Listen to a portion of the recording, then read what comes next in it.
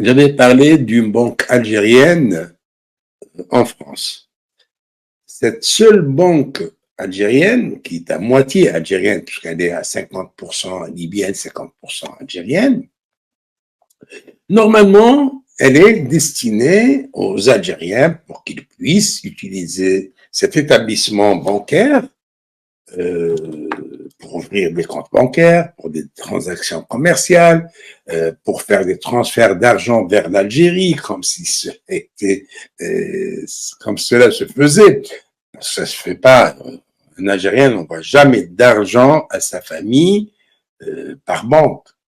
Il préfère faire appel au marché noir, au marché parallèle, parce que là, il gagne plus.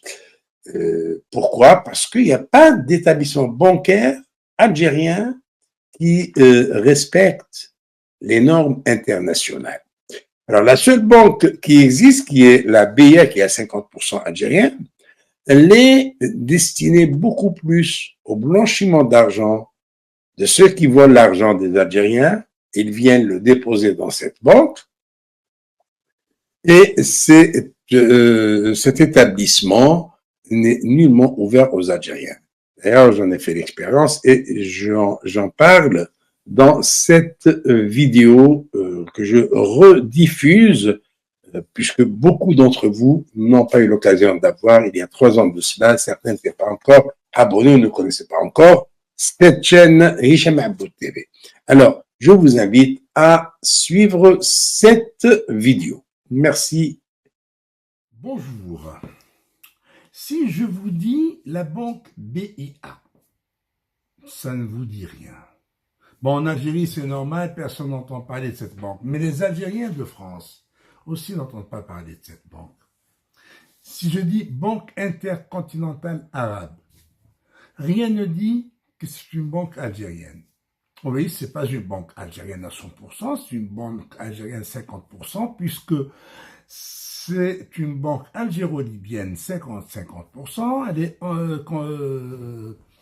ses associés sont la Banque extérieure d'Algérie, la BEA, et la Banque extérieure de Libye. Banque créée en 1975, et notamment c'est pour gérer les recettes pétrolières algériennes et aussi libyennes. Cette banque, personnellement, j'ai commencé à m'intéresser à elle en 2003, quand je cherchais à voir un petit peu comment se faisait le financement de la chaîne Khalifa TV, qui était basée à Paris. Une chaîne qui n'avait ni agrément, ni rien du tout, qui a commencé, qui a démarré sur les chapeaux de roue, dans l'anonymat total. Et c'est là où j'ai découvert le poteau rose. J'ai découvert cette BIA, j'ai pris contact avec eux pour ouvrir un compte bancaire. On me dit, non monsieur, on n'ouvre pas de compte bancaire pour les personnes physiques. Je dis, ok. Je dis, alors j'ouvre pour une société. On me demande le capital, je dis 10 000 euros. On me dit là aussi, non, on n'ouvre pas de compte bancaire pour une société au capital de 10 000 euros. Or, je constate et je montre aussi à mes interlocuteurs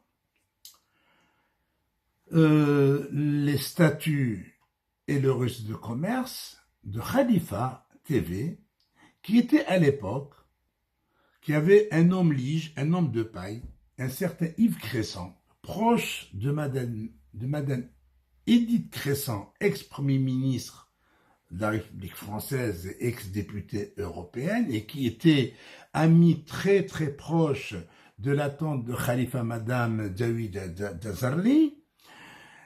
Et donc ce Yves Cresson avait servi d'homme lige pour la création de la chaîne Khalifa TV, qui avait son compte bancaire à la BIA.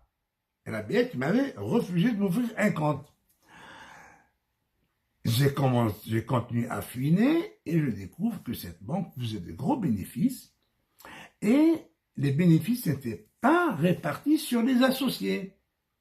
Ni les Algériens ni les Libyens ne prenaient leurs bénéfices, c'est-à-dire pour les rapatrier, eh bien, on réinvestit plus qu'il n'en faut et on garde le reste à la banque. À quoi bon avoir une banque qui fait d'importants bénéfices, surtout qu'elle avait d'importants investissements. Il y avait des hôtels, elle était propriétaire d'hôtels de luxe dans différents coins du monde. Et c'était une banque qui brassait beaucoup d'argent.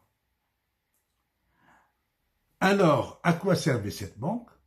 Cette banque servait pour le blanchiment d'argent des généraux et de leurs protégés. C'est comme ça que Khalifa Moumen ramenait de l'argent en liquide d'Algérie et le versait à la BIA. Par la suite, la BIA lui fait des virements sur des comptes bancaires français, notamment un compte bancaire dans une banque portugaise à Paris. C'est comme ça qu'il arrivait donc à fructifier son argent. Parce que sinon, on ne peut pas mettre 1 million d'euros, 2 millions d'euros dans une banque française en liquide. Et d'ailleurs, la dernière fois où Jamal, je ne me rappelle plus du nom de famille, qui était associé avec Khalifa dans une société de pharmacologie, ainsi que Sami Jacques Kassa. Et Jamal, son nom de famille m'échappe, Jamal Glimi a été arrêté avec Sami Jacques Kassa à l'aéroport d'Alger en possession de 2 millions d'euros dans un sachet plastique. Voilà comment on sortait l'argent d'Alger. Et bon, de toute façon, on a fait ça parce qu'on avait programmé la chute de l'empire de Khalifa, tout simplement. Et la Banque intercontinentale arabe vient de faire l'objet d'une enquête de la police française, puisque son directeur, M. Mohamed Yossi, est actuellement entre les mains de la police française qui l'auditionne sur beaucoup d'affaires révélées par d'anciens fonctionnaires de cette même banque. Ces révélations vont être un grand scandale financier qui sera mis entre les mains de la justice française. Sauf si encore les maîtres d'Alger interviennent parce que en France, ils sont comme chez eux. Et là, ils vont intervenir pour étouffer le scandale. Sinon, il y a un gros scandale. Pratiquement tous les biens acquis par la nomenclatura algérienne en France, leur argent est passé par la BIA. Parce qu'on ramène du liquide frais, d'argent frais. Et par la suite, la BIA fait des virements sur les comptes des banques BNP, Société Générale, Banque Populaire, Crédit du Nord, etc. Et ainsi, nos nababs peuvent se permettre d'acquérir des appartements à 500 000 euros, 600 000, 1 million d'euros, voilà, donc sans le moindre souci.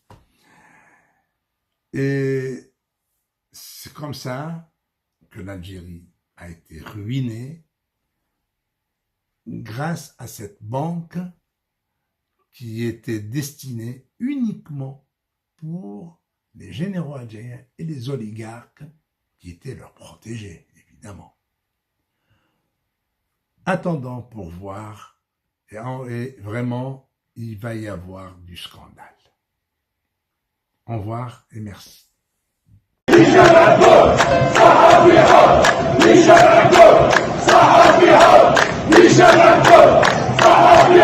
هشام عبود ماشي جينيرو دوما الارهاب يا لي جينيرو هشام عبود ماشي جينيرو دوما الارهاب يا